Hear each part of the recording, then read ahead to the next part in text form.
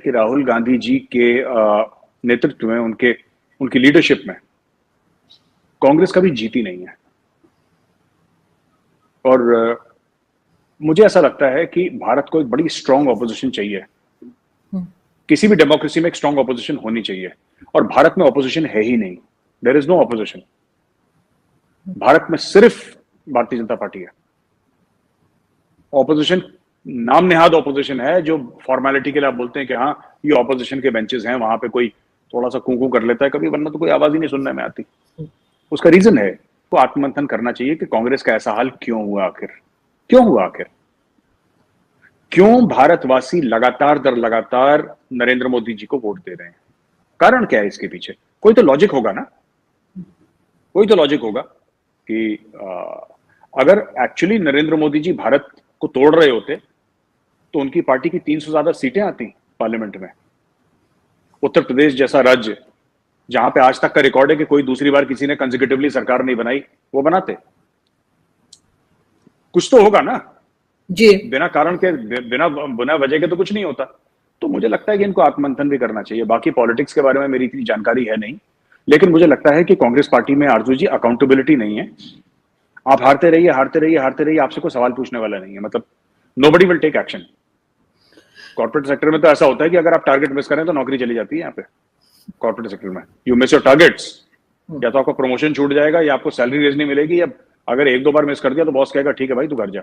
लेकिन कांग्रेस पार्टी में ऐसा नहीं होता। आप लगातार साल दर साल दर साल, इलेक्शन दर इलेक्शन दर इलेक्शन आप हारते चले जाइए, और यहाँ पे कोई पूछने वाला नहीं है। तो ये उनको भी आत्ममंथन करने की जरूरत है। वैसे भारत जोड़ो कोई बुरी बात तो नहीं, अच्छी बात है। अगर भारत को जोड़ना चाह रहे हैं, हम भी जुड़ेंगे। कि आपके बचपन के दोस्त जो है उन्होंने कहा कि भारत की जो फौज है बहुत निकम्मी है, तो क्योंकि रोक क्यों नहीं पाते? तो आपके ख्याल से क्यों रोक नहीं पाते? अगर यहाँ से कोई वहां जाता है, इतनी फौज जो कहा जाता है खड़ी है, तो वो उसकी क्या वजह हो सकती है कि नहीं हम उस चीज को रोक पा रहे? आरजू जी ऐसा है ना कि इंडियन आर्मी से शिकायत मुझे भी है। तो चीमा साहब ने बोला ना, उसकी शिकायत मेरी भी इंडियन आर्मी से, और मेरी सबसे बड़ी मेरी खुद की फौज से शिकायत है कि यार तुम लोगों ने 71 में आधा ही काम करा, आधा काम करके वापस आ गए। Very bad, I don't like it.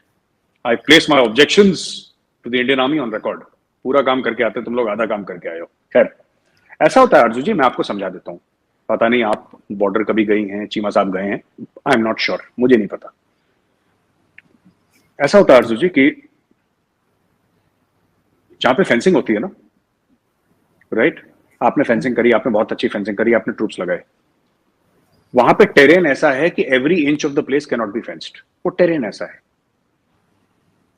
ना, और बहुत खतरनाक टेरेन है वो। 14, 15, 16, 17, 18,000 फुट तक भी जाता है, और वो 6,000 फुट तक भी जाता है।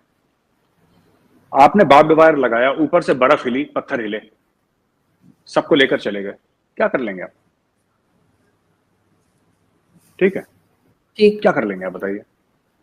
और पाकिस्तानी आर्मी तो नंबर 1 है दुनिया में, हम खुद तस्लीम करते हैं कि नंबर 1 आर्मी है। आईएसआई भी नंबर 1 है। शोएब अख्तर ने भी बोल दिया था एक बार कि आईएसआई नंबर 1 है। तो पाकिस्तानी आर्मी और आईएसआई क्यों नहीं रोक पाते? ये अपने तहरीक तालिबान पाकिस्तान वाले मन मर्जी से आ जाते हैं ड्यूरन लाइन का फेंस तोड़ के। भाई हम लोग नालायक हैं, हम लोग निकम्मे हैं, आप तो नंबर 1 है सर। दुनिया में बेस्ट आर्मी है, अमेरिकन को पीट रखा है, और रूस को खदेड़ दिया, और सबको कर दिया, बड़े बड़े तराने लिखे गए।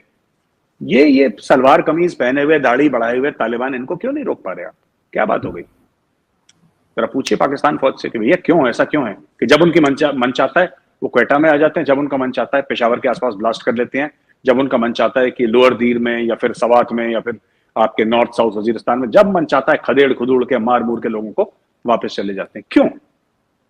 वो फेंस तो लगा हुआ है आपका भी, पूरा आप लोगों ने फेंस लगाया है, और वो फेंस जो गार्डेड है वो दुनिया की सबसे आला तरीन जो फौज है पाकिस्तानी आर्मी।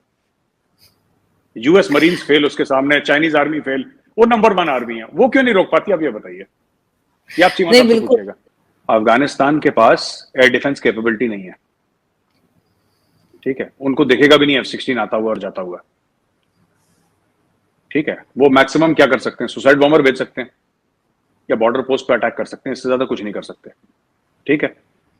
अब मैं आपको एक बात बताता हूं कि जो आप कह रहे हैं ना कि भारत के खिलाफ इस्तेमाल हुआ था, मैं आपको बता दूं कि आप लोगों ने कितना ज्यादा जो ज़रबे अज़्ब हुआ था, रद्दुल फसाद हुआ था, वो तो आपने खुद के लोगों के खिलाफ आपने आर्टिलरी और F-16 यूज करे हैं। जब वो बच्चे मारे गए थे, मासूम बच्चे एपीएस पेशावर में, तो आपने F-16 आपके टेक ऑफ करे थे और आपने गांव के गांव नॉर्थ वजीरिस्तान में उड़ा दिए थे।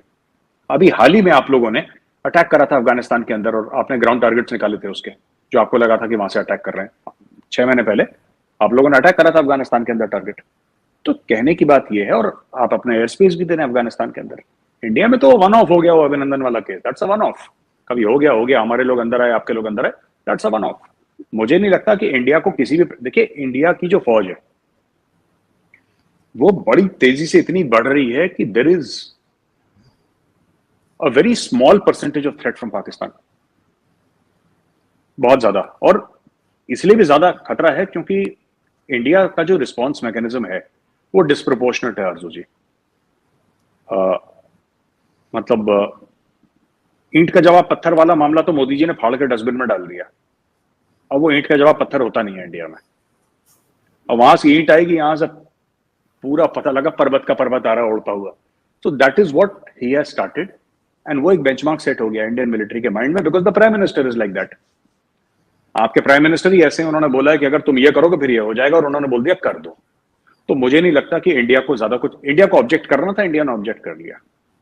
पाकिस्तान सॉवरेन मुल्क है, अमेरिका सॉवरेन मुल्क है, अमेरिका पाकिस्तान को क्या देता है, that is Pakistan and America's business. ठीक है, लेकिन मैं आपको बता रहा हूं कि पाकिस्तान फंस गया ये मदद लेके, क्योंकि अब अमेरिका बोलेगा कि ठीक है, अब आप एक काम करो, आपको ये दिक्कत है ना कि हम लोग आपका एयर स्पेस यूज नहीं कर सकते, हम यानी कि अमेरिकन, यही दिक्कत है ना कि हम लोग आपके ग्राउंड एसेट्स यूज नहीं कर सकते या आपके एयरफील्ड यूज नहीं कर सकते। ठीक है, हम नहीं यूज करेंगे, आप तो कर सकते हो, हम आपको पैसा देंगे। यही काम पाकिस्तान वॉर ऑन टेरर में कर रहा था पैसे लेके, वही काम अब पाकिस्तान इस साल करेगा और अगले साल करेगा। आप देख लीजिएगा 2-4 महीने के अंदर ये जैसी चीजें ठीक हो जाएंगी, स्ट्रीमलाइन हो जाएंगी, या maximum bye early next year आपके हो जाएगा, क्योंकि टीटीपी तो रुकने वाला नहीं है। और पाकिस्तान को एक कवर स्टोरी मिल जाएगी कि साहब वहां से हमारे ऊपर अटैक हो रहा है, हम तो जवाब दे रहे हैं, और होगा वो अमेरिका के कहने पे। नमस्कार दोस्तों, एक और वीडियो में आपका स्वागत है। जैसा कि आपने बिहार में देखा कि एनडीए जीत गया, वो भी एक तरफा, और मेजर गौरव बोल रहे हैं कि जो कंपटीशन था वो तो है ही नहीं, और राहुल गांधी के नेतृत्व में कांग्रेस पार्टी का कुछ नहीं होने वाला। ऐसा कोई आदमी नहीं है जो कांग्रेस पार्टी को ऊपर ले जा सके। लेकिन मेरा भी वही कहना है कि अगर कांग्रेस पार्टी अगर ठीक से लड़े और ठीक से चुनाव लड़ने के हिसाब से कर पाए तो बीजेपी को टक्कर दे सकती है। वो एक तरफा लड़ रहे हैं और एक तरफा ही जीत रहे हैं, तो इससे मज़ा नहीं आ रहा है, कंपटीशन देखने को नहीं मिल रहा। तो आपकी इसमें क्या राय है, कमेंट बॉक्स में लिखिएगा, और चैनल को लाइक, शेयर और सब्सक्राइब कीजिए, और चैनल देखते रहिए लेट्स टॉक।